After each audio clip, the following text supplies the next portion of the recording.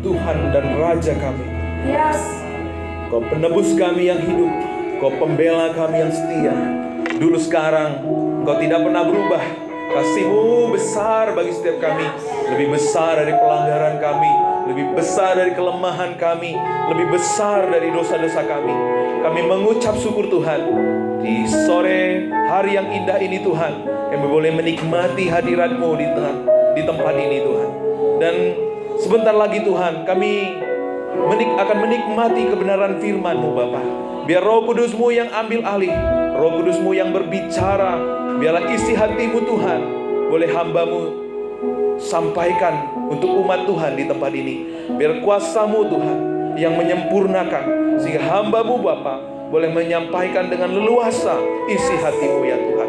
Berbicaralah bagi setiap kami. Kami percaya setiap anak-anak-Mu, setiap kami yang menerima firman-Mu, kami dipulihkan, kami diberkati, kami disembuhkan, kami dibangkitkan, dan kami diubahkan. Terima kasih Tuhan. Berbicaralah, kuasa Roh Kudus-Mu Tuhan beracara di tengah-tengah kami. Di dalam nama Yesus kami berdoa. Amin. Puji Tuhan, silakan duduk. Senang ada di tengah-tengah Bapak Ibu Saudara. Ya, hari ini adalah hari yang luar biasa. Kita sudah masuk di minggu yang ketiga di Januari 2023. Ya. Kalau Tuhan menibakan kita di tahun ini, pasti ada rencana Tuhan bagi setiap kita. Tidak kebetulan. Karena itu boleh salam samping kiri dan kanannya, Tuhan masih punya rencangan yang terbaik atas hidupmu. Puji Tuhan. Bapak Ibu Saudara, hari ini kita akan belajar bersama-sama dari kitab Roma. Namun sebelum itu, ya, saya yakin bisa ditampilkan slide ya. Judul firman Tuhan hari ini, What is the gospel? Apa sebenarnya Injil itu? Apa itu Injil? Sudah berapa lama kita menjadi orang Kristen? Sudah berapa lama kita mengikut Tuhan? Apakah kita sudah tahu apa itu Injil? Sebelum kita masuk lebih awal, lebih dalam lagi, kalau kita melihat headline news ya, biasanya dipenuhi dengan apa? Biasanya dipenuhi dengan berita buruk atau berita baik. Berita buruk didominasi oleh berita buruk. Kenapa itu bisa terjadi? Didominasi oleh berita bencana alam di sana, ada kecelakaan, ada pencurian, ada pembunuhan, ada kekerasan. Biasanya kita lihat itu ya di medsos, di mana? Di koran. Biasanya itu ditampilkan di halaman depan. Kenapa? Karena secara psikologis manusia lebih tertarik dengan berita buruk atau berita yang negatif. Secara psikologis berita buruk lebih menarik, selalu sell, selalu laku. Mengapa bisa terjadi? Karena berita buruk itu lebih sering di-forward orang. Lebih sering di apa? Diklik orang. Kalau dikasih di halaman depan informasi yang buruk, biasanya lebih laku, lebih viral. Kenapa? Karena secara psikologis, nggak bisa ya ditampilin ya? Oke, nggak apa-apa. Secara psikologis ada istilah apa? Sudden pull. Ya, dalam bahasa Inggris itu sudden pull gitu ya. Ada sesuatu kesenangan, kepuasan yang tersendiri ketika kita mendengar kabar buruk, kabar negatif terjadi atas orang lain. Jauh dalam lubuk hati kita, ya, secara rahasia, kita itu senang, puas, ada kepuasan tersendiri melihat orang susah. Apalagi musuh kita, betul nggak? Apalagi orang yang selama ini jahil sama kita. Rasain loh, gitu kan? Makanya kalau kita lihat video yang ngeprank orang, itu laris luar biasa. Karena kita ada kepuasan tersendiri. Tapi di samping itu, kita juga ada kekhawatiran. Bagaimana kalau kekerasan itu terjadi pada saya? Bagaimana kalau pencurian itu terjadi pada saya? Bagaimana kalau pembunuhan itu, kecelakaan itu, bencana itu terjadi atas saya? Hati kita sering khawatir. Hati kita sering was-was. dengan semua berita-berita yang kita dengar. Jadi berita buruk itu sering sekali mengontrol kehidupan kita, mengalihkan pandangan kita. Jadi solusinya gimana? Karena sebenarnya kebenarannya Bapak Ibu, apa yang Anda percayai jauh lebih penting dari kabar yang Anda terima. Apa yang Anda percayai jauh lebih penting dari kabar yang Anda terima. Bagaimana dengan Injil? Kabar apa yang selama ini kita dengar? Injil apa yang kita percayai selama ini dalam kehidupan kita? Karena di dalam Alkitab ada begitu banyak Injil. Tuhan Paulus bilang kepada orang-orang Galatia, kalau Bapak Ibu baca di Galatia 3 ayat 1, Paulus menegur jemaat Galatia. Dia bilang apa? Hai orang Galatia yang bodoh. Kenapa? Karena orang Galatia mulai tidak lagi mempercayai Injil yang sesungguhnya. Adalah satu kebodohan kalau kita percaya Injil yang lain. Emang apa itu Injil? Emang apa itu Injil? Apa kehidupan Injil? Kalau kita nggak ngerti, nggak mengenal dengan benar apa itu Injil yang sesungguhnya, maka kita akan ikut dengan arus dunia. Maka keadaan yang tidak menentu, kabar buruk, itu akan menggoyahkan kita. Kita dengar Pak Jokowi, para menteri bilang, tahun 2023 adalah tahun kegelapan. Belum lagi kita punya masalah pribadi. Bukan lagi kita punya pergumulan. Belum lagi kita banyak pergumulan pribadi. Makanya kita harus menyimak dengan benar. Kita belajar di surat Roma. Apa itu Injil? Apa sih Injil itu? Karena banyak orang Kristen nampaknya rohani, bahkan melayani Tuhan. Mereka pikir mereka mengerti Injil. Tetapi ternyata setelah ngobrol, setelah bicara dengan mereka nggak ngerti itu Injil. Sama seperti saya. Saya dulu itu sekolah teologi. Saya ngerti apa itu Injil. Saya bisa menerangkan secara baik. Tapi saya belum memahami apa itu Injil yang sebenarnya. Dari mana kita tahu seseorang salah mengerti Injil? Bagaimana dia memperlakukan orang-orang terdekatnya. Bagaimana dia bersikap merespon masalah yang sedang ia hadapi. Bagaimana ia memperlakukan anak-anaknya, istrinya, suaminya. Dari situ kita ngerti apakah seseorang itu sudah hidup dalam Injil atau enggak. Karena Injil akan mengubah seluruh sudut pandang hidup kita. Karena Injil bukan hanya mengubah pengertian kita, tapi mengubah seluruh kehidupan kita. Banyak orang mengerti Injil itu, wah Pak, Injil itu kan Matius, Markus, Yohanes, Lukas. Nah itu surat Injil. Ya. Bagi mereka Injil adalah cara-cara untuk kita sukses, cara-cara untuk kita diselamatkan. Bagi mereka Injil itu bagaimana kita bisa hidup bahagia, bagaimana kita diberkati. Mungkin saudara berkata, bukankah itu Pak Injil? Bukan Bapak Ibu. Injil itu bukan bercerita tentang cara-cara hidup sukses. Orang Kristen banyak yang tidak punya pondasi dari apa yang mereka percayai. Itulah sebabnya banyak orang Kristen yang goyah, bahkan kehilangan damai sejahtera, capek melayani, kecewa, akhirnya mereka mundur. Banyak orang Kristen tanpa kuasa, padahal Tuhan bilang, kalau kamu menerimaku, kamu akan menjadi anak-anak, menerima kuasa sebagai anak-anak Allah. Tapi kenapa? Waktu datang masalah, waktu datang persoalan, justru dikuasai masalah.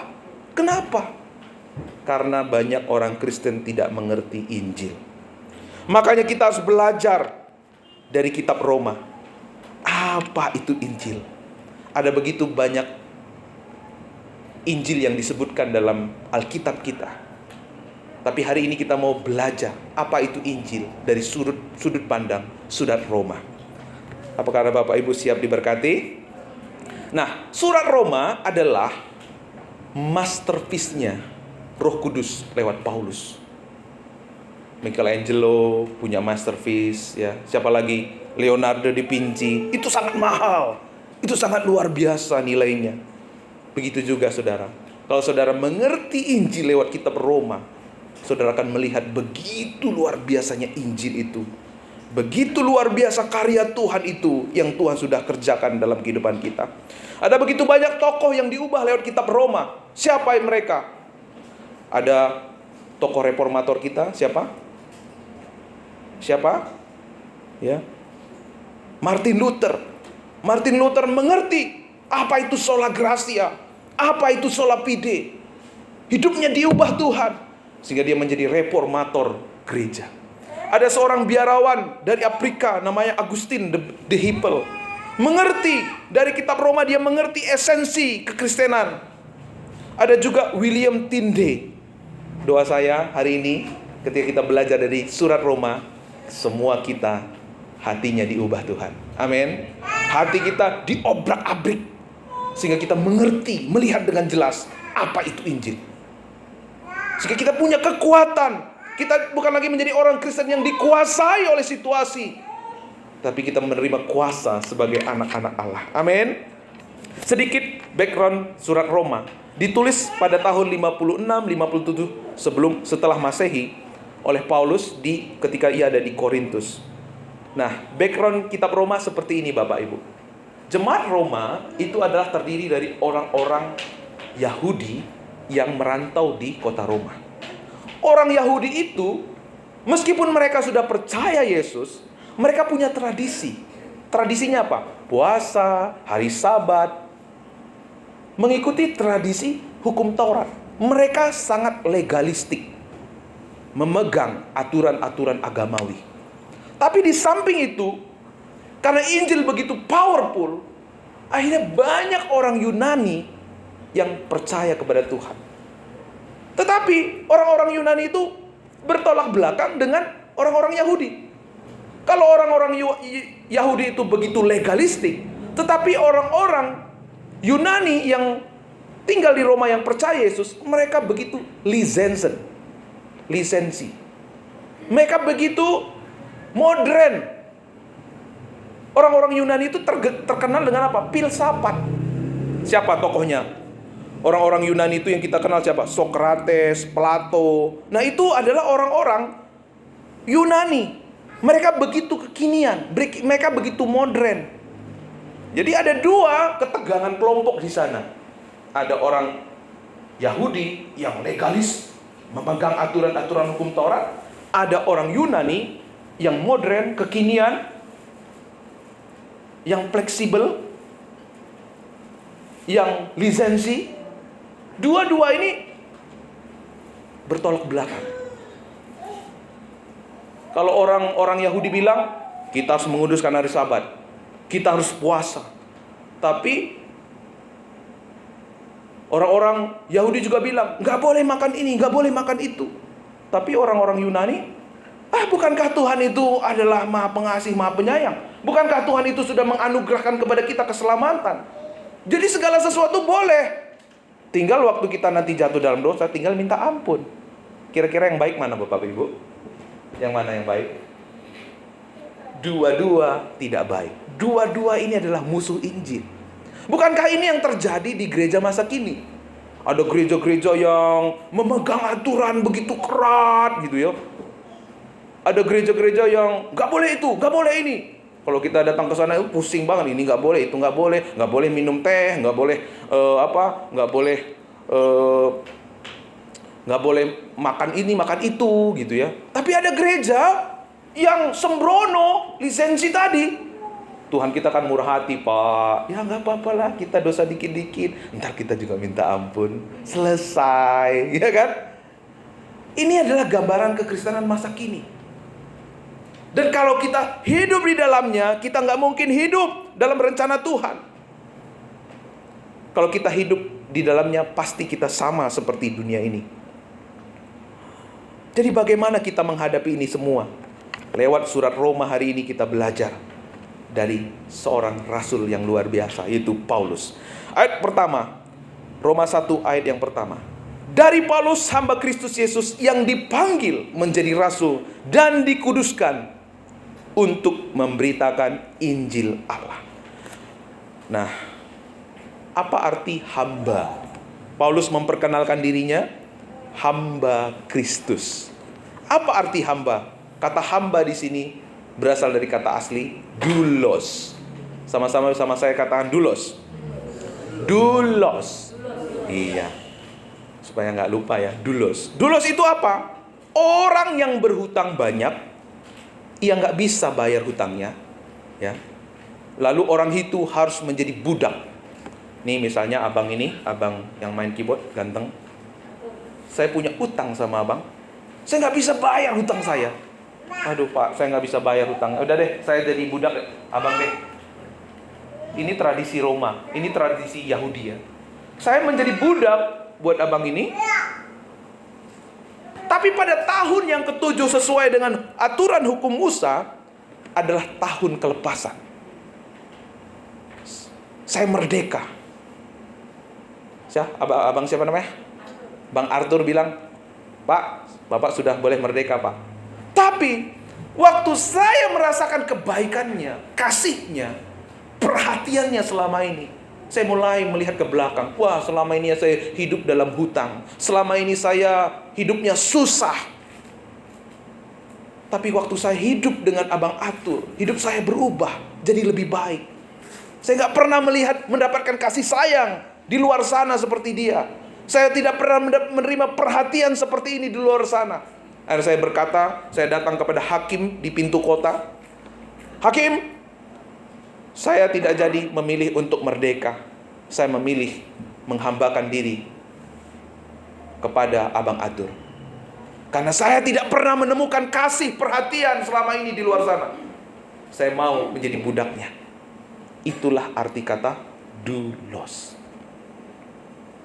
Kita adalah orang-orang yang berhutang. Dosa kita banyak. Apalagi saya. Mungkin di sini nggak sebanyak saya kali dosanya ya. Begitu banyak. Kita harus dihukum. Kita harus dibinasakan karena dosa-dosa kita. Kita nggak pernah bisa lunasi dengan usaha kita, dengan amal ibadah kita, semuanya nggak bisa.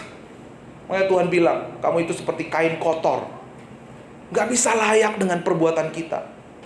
Tapi ada satu orang pribadi datang ke dunia, ia membayar semua utang dosa kita, ia menanggung kutuk, dosa dan pelanggaran kita, sehingga kita menjadi orang yang bebas dari hutang. Ketika kita merasakan kasih yang begitu besar, perhatian yang begitu luar biasa, itu yang akan timbul dalam hati kita. Tuhan, aku mau menyerahkan hidupku kepadamu. Aku mau menjadi hamba Tuhan. Aku mau mengiring Tuhan sepanjang hidupku. Jadi ketika saudara mengatakan aku ini hamba Tuhan, maka saudara harus benar-benar menyadari bahwa aku adalah orang yang hutangnya banyak, tetapi Allah menebus hidupku, melunasi segala sesuatu, serta menyediakan segala yang kuperlukan. Maka aku mau hidup bagi Allah. Itulah arti kata doulos. Aku tidak mau lagi hidup untuk keinginanku. Aku tidak mau lagi hidup untuk kehormatanku. Aku tidak lagi mau hidup untuk keinginanku, untuk nafsuku. Sesungguhnya aku ini adalah milik Allah karena aku telah ditebus Tuhan. Sehingga kita bernyanyi, suka-sukamu Tuhan. Amin. Kita tidak lagi berkata, suka-sukaku dong. Tapi kita berkata, suka-sukamu Tuhan. Ayat yang selanjutnya, yang dipanggil menjadi rasul, dikuduskan untuk memberitakan Injil. Waktu kita menyadari bahwa kita ini adalah seorang hamba Tuhan. Siapa itu hamba Tuhan? Orang yang dikuduskan. Apa artinya dikuduskan? Dalam bahasa Inggris, set apart for, artinya dikhususkan untuk. Kita adalah orang-orang yang dikhususkan Tuhan. Kita adalah orang-orang yang dibenarkan oleh Tuhan. Siapa di sini orang yang benar? Bisa angkat tangan? Nggak ada. Kita adalah orang yang dibenarkan, dikhususkan oleh Tuhan. Kita adalah orang yang dipisahkan dari dunia ini untuk hidup bagi Allah. Orang yang secara sukarela mau hidup untuk memuliakan Allah, mau hidup untuk Injil. Sama seperti ketika saudara menikah, berarti saudara dikhususkan untuk pasangan saudara. Saudara tidak lagi bisa bilang, Pak, saya mau ini ya Pak, hari ini mau jalan dulu sama mantan saya ya. Kita mau bernostalgia. Pasti langsung perang dunia kedua ya. Gak bisa lagi. Karena apa? Kita sudah dikhususkan.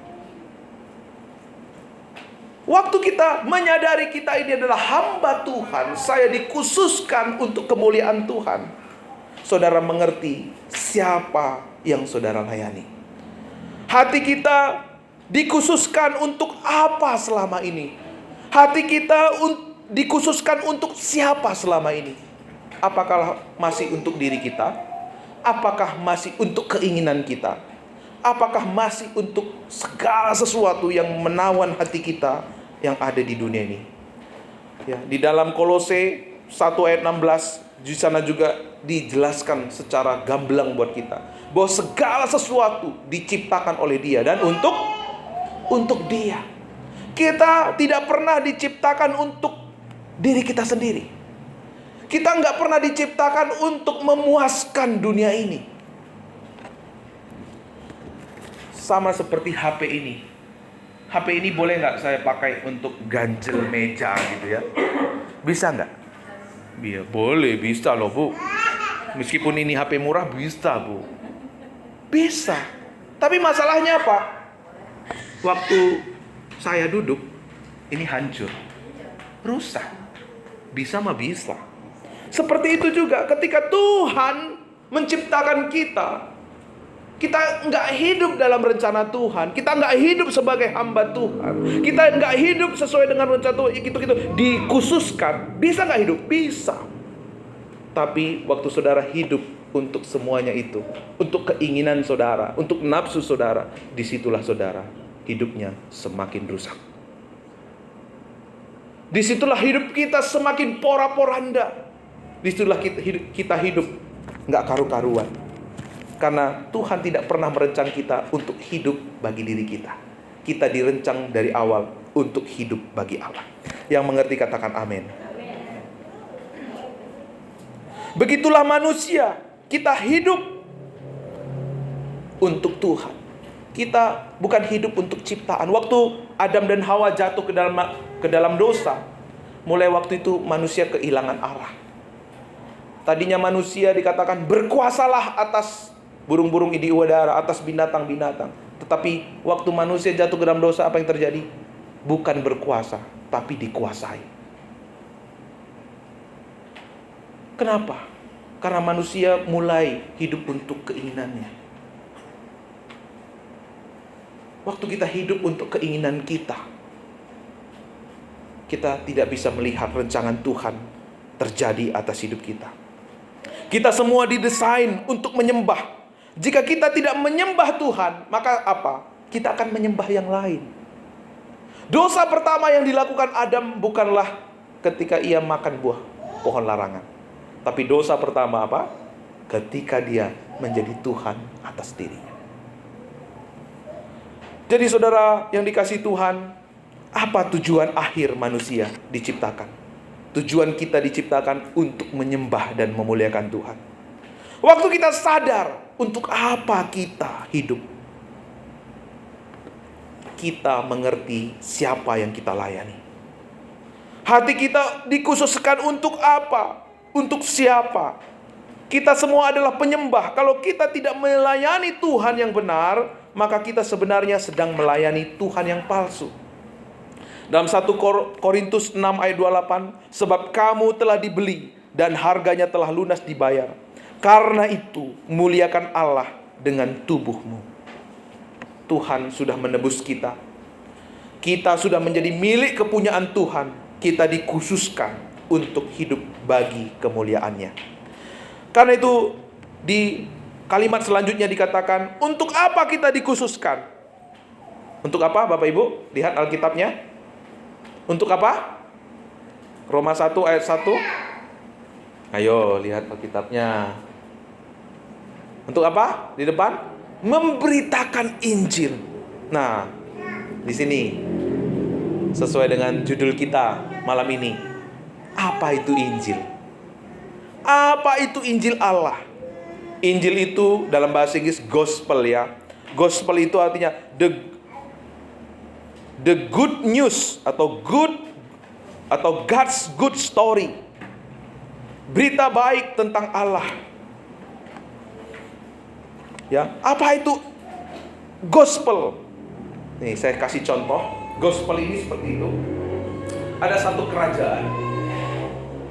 Kerajaan ini terancam akan diserang oleh kerajaan lain. Akan dikuasai oleh kerajaan lain. Rajanya tidak tinggal diam dong. Rajanya berkata, "Hai tentara-tentaraku, mari kita berperang." Dia datang ke medan peperangan. Dia melawan tentara-tentara atau kerajaan yang mau menyerang kerajaannya. Ia berperang di sana dan dia menang. Pada waktu raja itu menang, raja itu tidak langsung pulang. Apa yang dilakukan? Raja itu memanggil seorang utusan, seorang hero, pergi ke negeri, pergi ke kerajaanku, lalu beritakan tentang kemenangan rajamu. Lalu orang itu pergi pulang dengan semangat, dengan antusias. Dia pulang ke kerajaannya, ke negerinya. Lalu di sana dia ngomong, "Hai rakyatku, rajamu telah menang." Semua rakyat bersukacita. Wore! Mereka berpesta, mereka bersorak-sorai karena kemenangan itu. Jadi, Injil itu bukan berbicara tentang bagaimana kita menang. Dengar baik Bapak Ibu, Injil itu bukan berbicara bagaimana kita menang. Tetapi Injil itu berbicara kita sudah menang. Amin. Kita sudah menang. Tim Keller, Injil adalah kabar baik, bukan nasihat baik. Nasihat apa yang harus kita lakukan? Kabar. Injil itu adalah kabar atau laporan apa yang sudah dilakukan untuk kita. Makanya waktu Tuhan Yesus mati di atas kayu salib, dia berkata, "It is finished." Sudah selesai. Dia tidak bilang, "Aku sudah membayar DP, sekarang kalian lanjutkan cicilannya." Tuhan gak bilang begitu. Sudah lunas.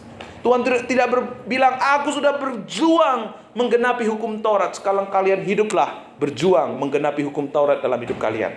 Tuhan tidak bilang begitu. Tapi Tuhan bilang, it is finished. Gospel selalu berbicara tentang apa? Done. Has done. Sudah. Telah. Tetapi agama selalu berbicara apa? Do. Sama seperti orang Yahudi tadi. Kita harus taat hukum-hukum. Tapi di samping itu ada juga orang Yunani yang sembrono hidupnya. Tuhan itu kan sudah menebus kita. Tuhan itu sudah membayar lunas dosa-dosa kita. Gak apa-apalah hidup di dalam dosa. Nanti kita tinggal minta ampun sama Tuhan. Ini juga kacau. Tetapi yang benar itu apa? Yesus sudah menyelesaikan segala yang tidak pernah kamu selesaikan. Yesus sudah menjadikan kamu menjadi apa yang tidak pernah engkau menjadi selama ini. Ia sudah melunasi apa yang tidak pernah engkau lunasi. Jadi agama selalu berbicara seperti ini. Apa yang manusia lakukan untuk Allah. Maka kekristenan yang levelnya agama tidak bisa melihat kebenaran yang begitu memerdekakan. Tetapi Injil berkata apa? Apa yang Tuhan sudah lakukan untuk kita. Itulah Injil. Ya. Waktu kita mengerti Injil yang sebenarnya, kita akan berubah dalam segala sisi dalam hidup kita. Dalam sudut kita memberi, kita berubah. Kalau orang yang level agama Memberi itu apa? Supaya diberkati. Tetapi orang yang sudah mengerti Injil, memberi bukan supaya diberkati, tapi karena apa? Halo? Tapi karena sudah diberkati. Berkat yang besar sudah dinyatakan buat kita. Berkat terbesar itu apa? Dosa kita dilunasi. Dosa saja dilunasi, apalagi soal kehidupan kita sehari-hari. Apalagi soal kebutuhan kita. Dia pasti menyediakan yang terbaik. Dia adalah gembala yang baik. Dia tidak pernah membiarkan kita sendiri. Amin. Kita sudah menerima berkat yang besar karena kita mempercayai Dia, karena kita hidup dalam iman. Terjadilah seperti imanmu. Kita hidup bukan karena melihat, tetapi kita hidup karena percaya. Apa yang kita percaya itu yang akan menghampirimu. Kalau kita percaya semua Tuhan sudah sediakan, di sanalah kita akan melihat bukan kamu yang mengejar berkat, tapi aku yang memerintahkan berkat-berkat menghampirimu. Amin. Kalau agama berkata begini, kamu harus cinta Tuhan supaya Tuhan cinta sama kamu. Tapi gospel berbicara apa? Tuhan sudah cinta sama kamu. Karena itu muliakanlah Tuhan. Agama selalu berkata, kamu harus supaya. Tapi Injil berbeda. Tuhan sudah, maka kamu akan dimampukannya. Kalau orang tua yang sudah mengalami Injil, cara dia mendidik anaknya juga berbeda. Kalau orang tua yang gak ngerti Injil, selalu akan bilang apa? Gak boleh gini ya nak, gak boleh gitu ya nak, gak boleh. Begitu juga bapak-bapak sama istrinya, gak boleh begitu, gak boleh begini. Jadi rumah kita penuh dengan tuntutan, betul gak? Nyaman gak hidup seperti ini? Ini gak boleh, ini gak boleh. Jadi apa yang boleh? Ya gak? Kita jadi pusing. Kenapa? Inilah akibat manusia jatuh dalam dosa. Kita hidup di bawah tuntutan. Tapi orang tua yang sudah ngalamin Injil, dia akan berkata kepada anaknya, nak, kamu tahu gak? Tuhan sudah menyucikan kamu, melayakkan kamu. Iya mah. Kalau Tuhan sudah menyucikan kamu, melayakkan kamu, menguduskan hidupmu, pantas gak kamu pacaran di tempat gelap-gelap? Maka anak kita menerima kekuatan, menyadarkan dirinya, dia sudah ditebus. Maka dia tidak lagi betah dengan sesuatu yang buruk, sesuatu yang negatif. Dia punya kekuatan untuk menangkal kehidupan dosa. Dia punya kekuatan untuk bangkit dari kebiasaan buruk. Ia tidak sedang hidup di bawah tuntutan. Ia menemukan kekuatan di dalam Injil. Amin. Waktu kita mengalami Injil, waktu kita diperhadapkan dengan mengampuni, kita juga diubahkan oleh Tuhan. Kalau orang yang belum mengalami Injil, ayo ampuni dia. Kalau kamu gak mengampuni, nanti Tuhan marah sama kamu. Akhirnya kita takut kan. Iya ya, kalau Tuhan nanti kalau saya gak mengampuni orang tua saya, nanti Tuhan gak berkati saya. Saya mau tanya, orang ini menyembah Tuhan gak? Orang ini menyembah Tuhan gak? Hah? Halo? Kira-kira menyembah Tuhan gak? Sebenarnya dia sedang menyembah dirinya sendiri. Benar gak? Karena dia sedang fokus untuk dirinya. Dia sedang dikontrol oleh ketakutan. Maka orang sebenarnya hidup dalam kepalsuan. Waktu dia tidak merasa takut, dia akan kembali.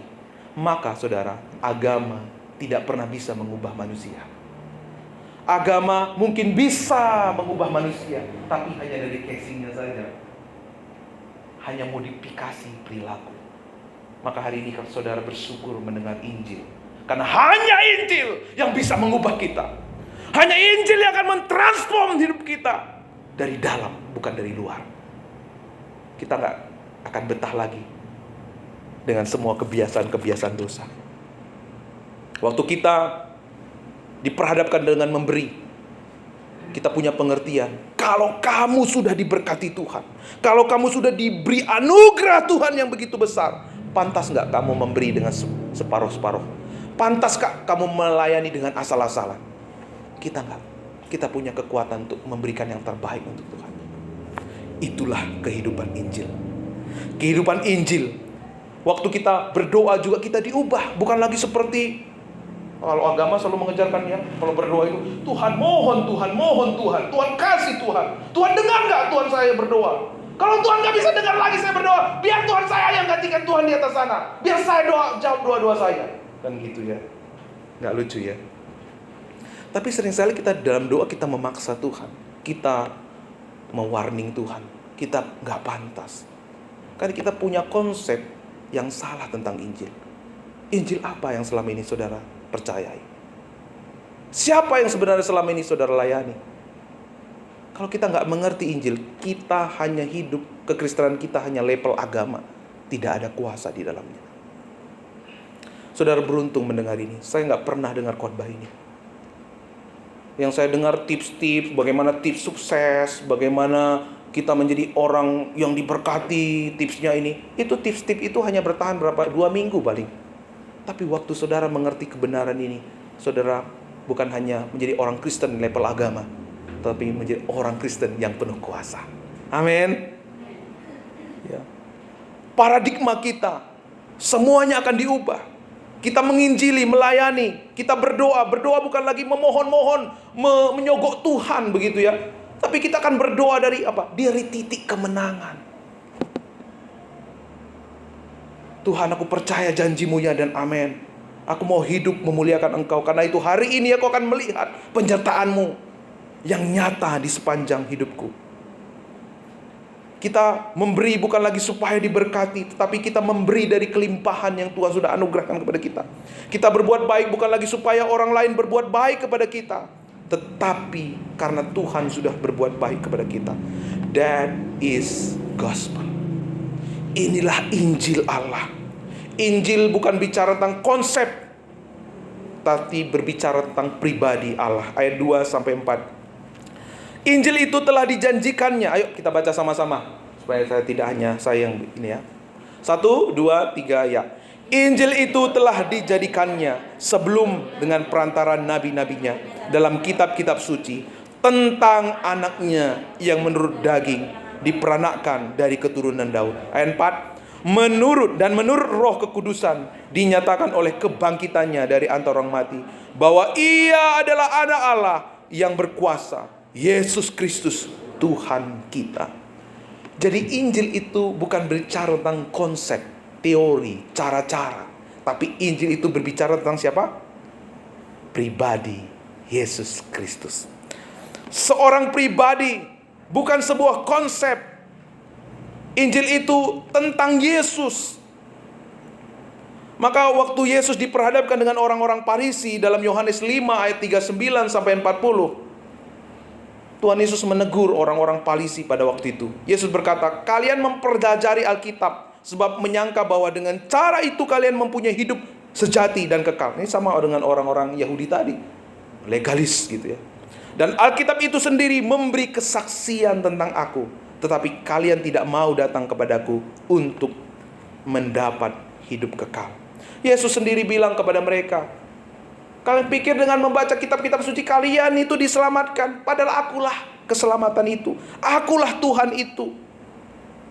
Kalau kalian mempelajari Alkitab itu semua tentang aku. Kalau kalian belajar tentang tabernakel, imam besar itu berbicara tentang siapa? Aku. Desain tabernakel itu berbicara tentang siapa? Tentang aku. Ada persembahan, ada korban itu bicara tentang siapa? Aku. Ada jalan, hanya satu jalan ke ruang Maha Kudus itu bicara tentang siapa? Aku. Ada roti yang dipersembahkan itu bicara tentang siapa? Tentang aku. Jadi saudara, sekali lagi, Injil itu bukan berbicara tentang cara-cara bagaimana kita sukses, bagaimana cara-cara supaya kita diberkati, bagaimana kita supaya damai sejahtera, bagaimana kita supaya selamat. Injil tidak berbicara tentang itu semua. Injil itu berbicara tentang satu pribadi yang telah menyelesaikan segala sesuatu, yang telah melunasi segala hutang dosa-dosa kita. Tahukah saudara, begitu luar biasa Alkitab yang kita punya. Alkitab ini terdiri dari 66 kitab, 40 penulis, 3 bahasa, 3 benua, 13 negara, 100 500 tahun range waktunya. Tetapi Alkitab ini menjadi satu kesatuan mahakarya, satu tema sentral karakter dan sifat Allah. Rencana penebusan bagi umat manusia yang tanpa kontradiksi satu ayat pun dengan yang lain. Semua berbicara tentang apa? Tentang Yesus Kristus. Jadi kebenaran itu, Injil itu bukan teori, tetapi pribadi. Bukan juga tentang pribadi yang perlu kita pelajari, tetapi tentang seorang pribadi yang harus kita kenal. Siapa pribadi itu? Yesus Kristus. Ada kisah dua orang murid yang berjalan menuju jalan Emmaus. Lalu mereka ketemu dengan Yesus. Sebenarnya mereka tidak bisa melihat Yesus. Di saya Yesus menjelaskan tentang dirinya. Kalau Bapak Ibu baca nanti Lukas 24 ayat 27. Lalu Yesus menjelaskan kepada mereka apa yang tertulis tentang dia dalam kitab suci. Mulai dari kitab-kitab Musa, segala kitab nabi-nabi. Waktu dua orang murid ini mendengar tentang Yesus, mereka setelah Yesus pergi, ya, sebenarnya mereka galau. Ini siapa ini yang bicara sama kita? Tapi mereka mendengar. Tapi waktu mereka mendengar tentang pribadi Yesus, mereka berkata seperti ini. Bukankah hati kita berkobar-kobar mendengar ketika ia berbicara? Wow. Jadi waktu kita galau, Bapak Ibu, jangan nonton drama Korea. Nanti kembali ke mantan, ya kan? Jangan shopping, jalan-jalan, bahaya. Waktu kita galau, dengarlah Injil. Hati kita akan berkobar-kobar. Bagaimana waktu saudara mendengar Injil hari ini? Apakah hati saudara berkobar-kobar? Atau biasa saja? Karena Injil akan memberi kita semangat yang luar biasa. Isi kitab suci itu semua berbicara tentang Yesus. Kalau Bapak Ibu baca perjanjian lama, itu tentang antisipasi kedatangan Yesus Kristus. Kitab Injil, Matius, Markus, dan seterusnya, itu berbicara tentang perwujudan dari karya Kristus. Kisah para Rasul, pekerjaan Roh Kudus atau Roh Kristus. Surat para Rasul, itu para Rasul seperti apa? Roma, Ibrani, Korintus, itu surat-surat para Rasul. Itu bicara tentang apa? Penjelasan siapa Kristus. Kitab Wahyu berbicara tentang apa? Pemerintahan Kristus. Ketika itulah Injil akan terpancar lewat hidup kita. Waktu kita mengerti Injil, mengenal pribadi Yesus, yaitu pribadi Injil itu sendiri, apa yang terjadi? Dalam ayat yang ke-5 dan sampai yang ke-7, di sana dikatakan, dengan perantarannya kami menerima kasih karunia dan jabatan rasul untuk menuntun apa? Semua bangsa, supaya mereka percaya dan taat kepada kahamanya. Kamu juga termasuk di antara mereka. Kamu yang telah dipanggil menjadi milik Kristus. Kepada kamu sekalian yang tinggal di Roma, yang dikasihi Allah, yang dipanggil dan dijadikan orang-orang kudus, kasih karunia menyertai kamu dan damai sejahtera dari Allah Bapa kita dan dari Tuhan Yesus Kristus. Jadi solusi dari semuanya itu apa? Hiduplah dalam kasih karunia. Bukan hidup dengan legalis, bukan juga hidup dengan lesensin, bukan juga hidup sembrono, liberalis, tapi hiduplah di bawah kasih karunia. Dalam Roma 5 ayat 17, kelimpahan kasih karunia dan anugerah kebenaran akan menjadikan kita hidup dan berkuasa. Berkuasa atas kebiasaan buruk, berkuasa atas dosa, berkuasa atas kelemahan kita. Kita akan bangkit, tampil berbeda dengan dunia ini. Bahkan lewat hidup saudara, hidup saya, semua bangsa akan menemukan kebenaran. Lewat kehidupan kekristenan seperti ini, yang hidup bukan hanya level agama, percayalah, lambat laun lewat saudara, pasti banyak orang akan percaya kepada Yesus. Amin. Semua bangsa, apakah suku Batak, suku Cina, suku Sunda, suku Jawa, semua akan mengalami Injil. Lewat siapa? Lewat orang-orang yang mengerti apa itu Injil. Lewat orang-orang yang hidup untuk Injil. Lewat orang-orang yang sungguh-sungguh hidup bagi Allah. Karena di dalam Injil kabar baik disediakan oleh Tuhan bagi semua bangsa, semua suku dan bahasa. Pertanyaan penting buat kita hari ini, apakah Anda sudah menerima Injil ini? Sejauh ini kita sudah melayani Tuhan, sejauh ini kita sudah mengikut Tuhan. Injil apa yang saudara percaya selama ini? Apakah Injil yang levelnya agama, atau Injil yang sesungguhnya? Karena Injil itu pasti akan mentransform hidup kita. Hari ini lebih baik dari hari kemarin, hari esok lebih baik dari hari ini. Setiap hari kita dibaharui Tuhan, setiap hari kita ditransform. Bukan lagi modifikasi perilaku, bukan lagi casingnya doang, tetapi dari dalam kita diubah Tuhan. Nggak dilihat orang atau nggak dilihat orang, kita tetap menjadi pribadi yang sama. Waktu kita mengikut Tuhan, menaati perintah-perintahnya, dipuji nggak dipuji, kita tetap melayani Tuhan. Waktu kita sudah melayani Tuhan, ternyata kita nggak dihargai, kita tetap melayani Tuhan. Karena kita punya dasar yang kuat. Emang saya melayani Tuhan supaya kamu puji. Emang saya melayani Tuhan supaya kamu akui. Saya melayani Tuhan karena anugerah Tuhan yang begitu besar. Emang saya berbuat baik kepadamu supaya kamu berbuat baik sama saya. Pasti kita kecewa kalau konsepnya seperti itu. Tapi waktu kita berbuat baik karena kita tidak pernah bisa membendung kebaikan Tuhan, sehingga orang-orang sekeliling kita merasakan kebaikan Tuhan, kita tidak akan pernah kecewa. Di dalamnya ada iman yang tulus, ikhlas, dan murni.